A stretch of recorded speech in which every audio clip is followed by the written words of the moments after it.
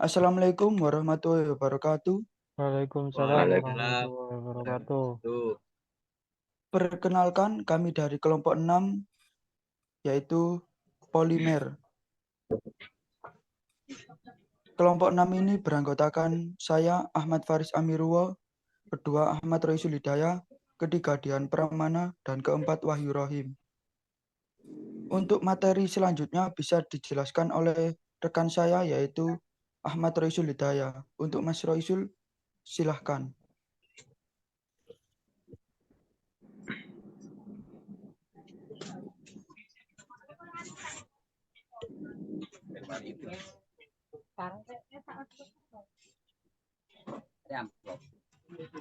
Lama pengertian polimer. Polimer berasal dari bahasa Yunani yaitu poli yang berarti many atau banyak dan meros yang berarti bagian dari kita katakan bahwa polimer adalah susunan dari bagian-bagian yang banyak. Secara lengkapnya polimer yang atom yang panjang dan berulang dan dihasilkan dari sambungan beberapa molekul lain yang dinamakan monomer. Monomer-monomer ini mungkin serupa atau mungkin juga mempunyai satu atau lebih kumpulan kimia yang diganti. Polimer merupakan senyawa-senyawa yang tersusun dari molekul sangat besar yang terbentuk oleh penggabungan berulang dari banyak molekul kecil. Molekul kecil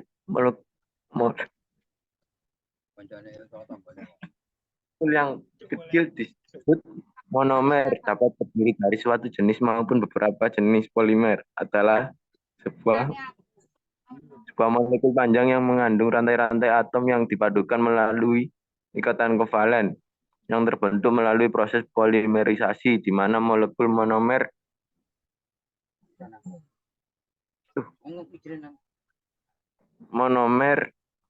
bereaksi bersama secara kimiawi untuk membentuk suatu rantai linier atau jaringan 3 dimensi dari rantai polimer.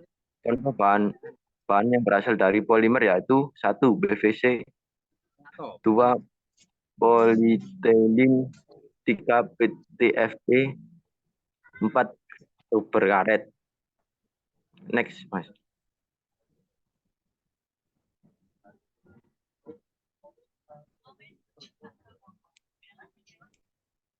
Reaksi pembentukan polimer.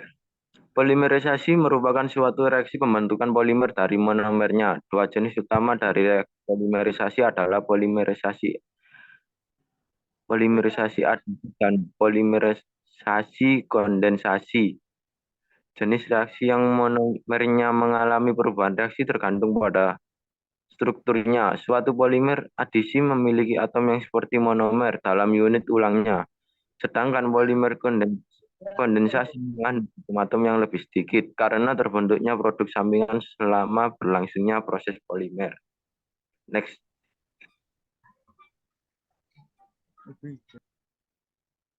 Sifat polimer. 1. Sifat termal. Sifat polimer terhadap panas ada yang menjadi lunak jika dipanaskan dan keras jika dinginkan.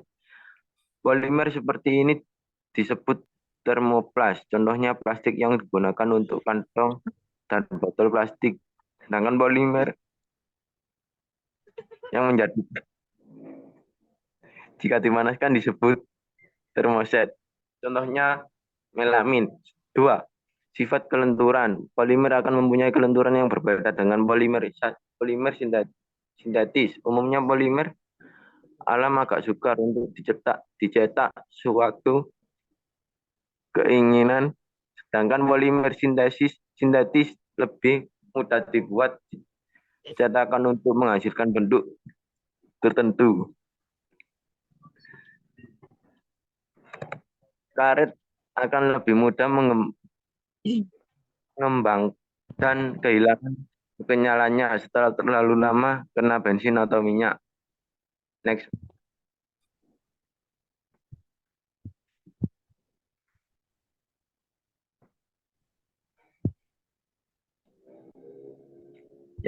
Yang ketiga, ketahanan terhadap mikroorganisme. Polimer alam seperti wol, sutra, selulosa tidak tertahap.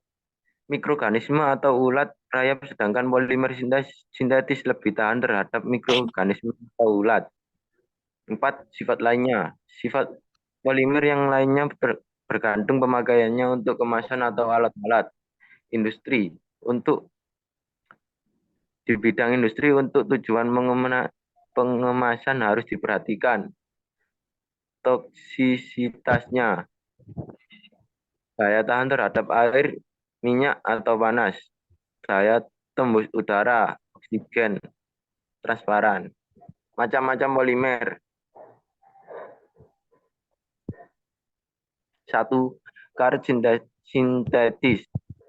Meningkatnya kebutuhan akan ban mobil dan motor, ahli-ahli kimia organik telah mengembangkan pembuatan karet sintetis untuk mempercepat perolehan kebutuhan tersebut. Karet-karet sintetis tersebut dibuat dengan menggunakan bahan dasar monomer seperti butadiene dan stirena dengan cara kopolimerisasi. Polybutadiene stirena disebut juga dengan buna atau nama dagangannya SBR. Ada 2 jenisnya buna, yaitu buna N dan buna S. 2. Serat sintetis. Kapas merupakan serat alam yang merupakan polimer dari karbohidrat, selulosa, dan polimer dari protein wol dan sutra. Seperti halnya karet, serat memiliki polimer sintetis yaitu nilon dan polyester. Drakon atau tetoron merupakan polimer yang sangat kuat, sangat lentur dan transparan. Polimer ini juga digunakan untuk membuat sintetis dan membuat lembaran film tipis yang dalam perdagangan disebut miar. Next.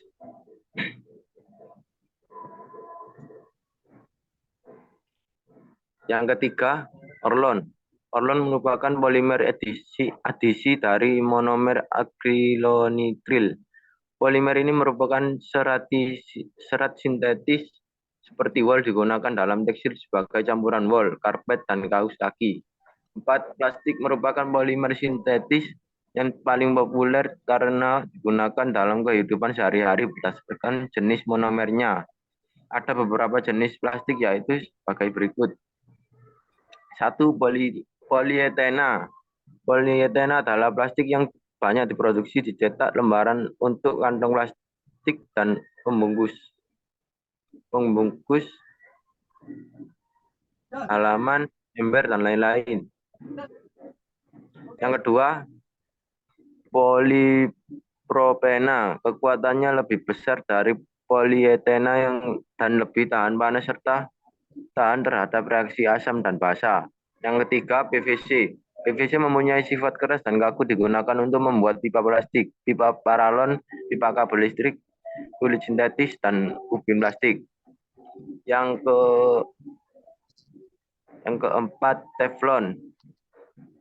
Teflon merupakan lapisan tipis yang sangat tahan panas dan tahan terhadap bahan kimia. Teflon digunakan untuk pelapis wajan, anti lengket. Yang kelima, bakelit. Bakelit adalah suatu jenis polimer yang dibuat dari 2 jenis monomer, yaitu fenol dan formaldehida.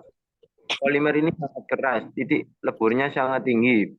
Bakelit digunakan untuk instalasi listrik dan alat-alat yang tahan suhu tinggi, misalnya asbak dan fitting lampu.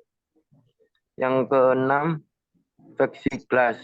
Polimetilmetakrilat disingkat PMMA, mempunyai nama dagang plexiglass. Polimetilmetakrilat merupakan polimerisasi adisi dari monomer metil metakrilat. PMMA merupakan plastik yang kuat dan transparan. Polimer ini digunakan untuk jendela pesawat terbang dan lampu belakang mobil. Next. Mas Isul, permisi. Untuk penjelasan selanjutnya dijelaskan oleh rekan saya yaitu Dian Pramana. Untuk Mas Dian Pramana, mohon dilanjut.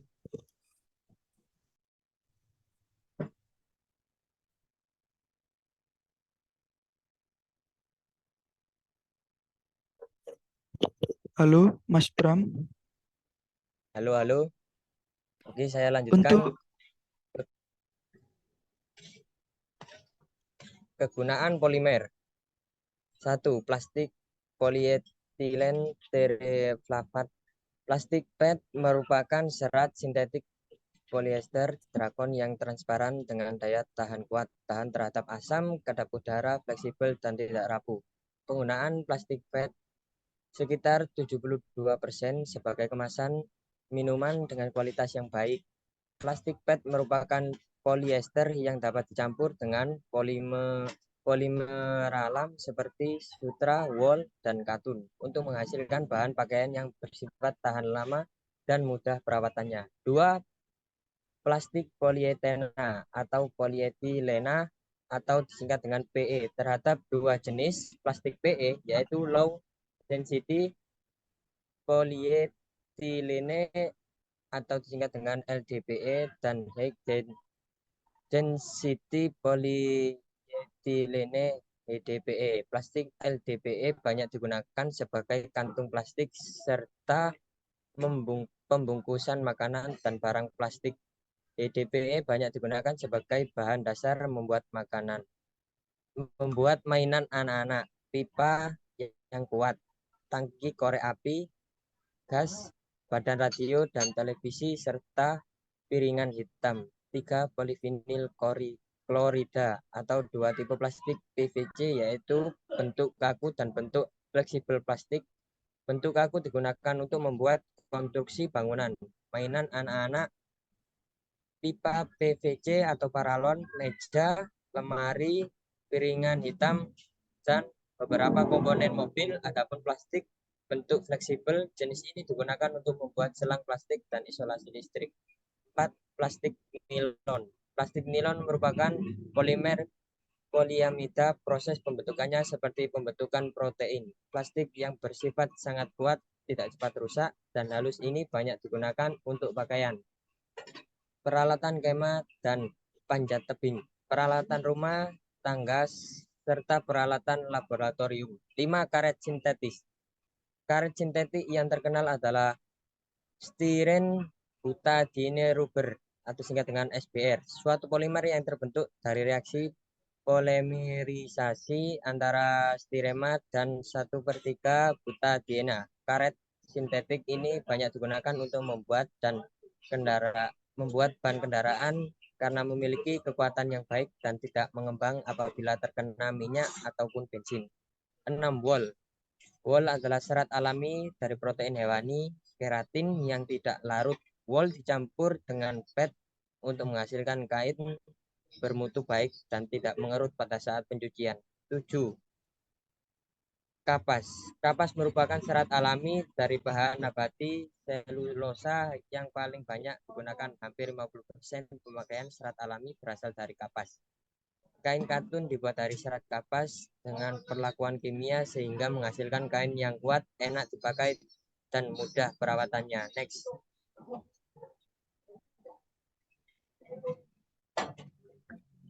Dampak negatif polimer terhadap kesehatan. Dalam kehidupan sehari-hari, banyak barang-barang yang digunakan merupakan polimer sintetis, mulai dari kantong plastik untuk belanja, plastik pembungkusan makanan dan minuman kemasan plastik, alat-alat listrik, dan alat-alat rumah tangga. Barang-barang tersebut merupakan polimer sintetis yang tidak dapat diuraikan oleh mikroorganisme. Akibatnya, barang-barang tersebut akan menumpuk dalam bentuk sampah yang tidak dapat membusuk. Dampak negatif dari penggunaan polimer pada barang-barang sekitar kita, terutama bagi kesehatan tubuh manusia. Di antaranya adalah penggunaan styrofoam untuk membungkus makanan dapat menimbulkan gejala saraf seperti kelelahan, gelisah, sulit tidur, dan anemia. Bahan kimia flavat pada mainan anak yang terbuat dari plastik banyak menyebabkan infeksi hati dan ginjal. Zat kimia yang terkandung dalam kertas tisu untuk membungkus atau melapisi makanan dapat menyebabkan kanker. Next.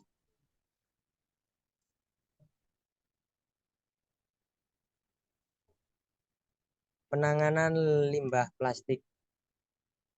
Sekitar 20% volume sampah perkotaan berupa limbah plastik. Pada umumnya, sampah tersebut dibuang ke tempat pembuangan sampah. Oleh karena limbah plastik itu tidak dapat diuraikan oleh mikroorganisme, akibatnya kita terus-menerus melakukan areal untuk pembuangan sampah meskipun tidak beracun.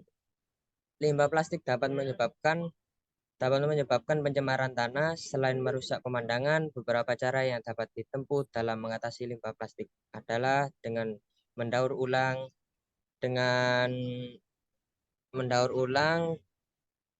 insinerasi, dan dengan membuat plastik yang dapat mengalami biodegradasi. Cara menangani limbah plastik ada beberapa, yaitu 1. Daur ulang (recycle). Penanganan limbah plastik yang paling ideal adalah dengan mendaur ulang. Akan tetapi hal itu tampaknya tidak mudah dijalankan. Proses daur ulang melalui tahap-tahap pengumpulan, pelelehan, dan pembentukan ulang. Tahapan paling sulit adalah pengumpulan dan pemisahan. Kedua tahapan ini akan lebih mudah dilakukan jika masyarakat dengan disiplin tinggi. Insinerasi. Cara lain untuk mengatasi limbah plastik adalah dengan membakarnya pada suhu tinggi. Limbah plastik mempunyai nilai kalor yang tinggi sehingga dapat digunakan sebagai sumber tenaga untuk pembangkit listrik. Akan tetapi pembakaran sebenarnya menimbulkan masalah baru, yaitu pencemaran udara. Pembakaran plastik seperti PVC menghasilkan gas HCI yang bersifat korosif atau beracun. Pembakaran ban bekas menghasilkan asap hitam yang sangat pekat dan gas-gas yang bersifat korosif. Gas-gas korosif ini membuat insinerator cepat terkorosi. Polusi yang paling serius adalah dibebaskannya gas dioksin yang sangat beracun pada pembakaran senyawa yang mengandung klorin seperti PVC. Untuk itu, pembakaran harus dilakukan dengan pengontrolan yang baik untuk mengurangi polusi udara. 3. Plastik yang mudah diuraikan mikroorganisme. Sekitar setengah dari penggunaan plastik adalah untuk kemasan, karena itu sangat baik jika dibuat plastik yang bio atau photodegradable. Hal ini diupayakan dan mulai dipasarkan. Kebanyakan plastik biodegradable berbahan dasar amilium atau zat tepung. Sayangnya plastik jenis ini lebih mahal dan kelihatannya masyarakat enggan untuk membayar lebih. Next.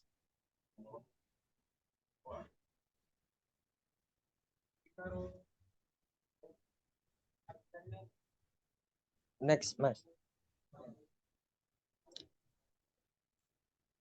Kesimpulan, polimer merupakan suatu golongan kimia penting dalam kehidupan kita sehari-hari maupun dalam industri. Polimer meliputi plastik, karet, serat, dan nilon. Beberapa senyawa penting dalam tubuh makhluk hidup yaitu karbohidrat, polisakarida, protein, dan asam nukleat juga merupakan polimer. Kita akan melihat bahwa polimer adalah suatu makromolekul yang terbentuk dari molekul-molekul sederhana yang kita sebut sebagai monomer. Proses pembentukan polimer dari monomernya kita sebut sebagai polimerisasi. Dalam makalah ini akan dibahas tentang reaksi pembentukan polimer, penggolongan polimer, serta kegunaan yang dampak polimer. Saran: dengan adanya tugas tentang materi polimer yang telah diberikan oleh ibu dosen di kampus, dapat menambah dan mengembangkan wawasan murid tentang pengertian polimer, penggolongan polimer, pembentukan polimer, dan lain-lain. Makalah ini masih jauh dari kesempurnaan. Mohon kritik dan saran dari pembaca. Next. Izin. Sekian presentasi dari kelompok kami. Semoga materi hari ini bermanfaat bagi kita semua. Jika ada yang salah, mohon bilang dengan baik-baik. Jangan berlalu mencari yang lebih baik. Hidup sendiri tanpa kekasih. Sekian, terima kasih. Wassalamualaikum warahmatullahi wabarakatuh. Waalaikumsalam warahmatullahi wabarakatuh.